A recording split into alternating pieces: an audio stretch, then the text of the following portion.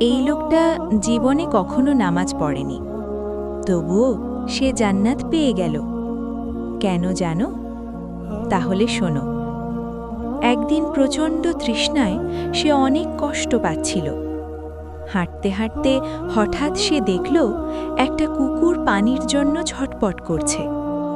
কুকুরটির চোখে ছিল কষ্ট, তার জিহ্বা শুকিয়ে গিয়েছিল।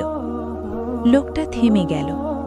সে নিজের জুতো খুলল, কুয়ো থেকে পানি তুলল আর কুকুরটাকে পান করালো। সেদিন সে কিছু ভাবেনি, শুধু দয়া দেখিয়েছিল। কয়েকদিন পর লোকটা মারা গেল।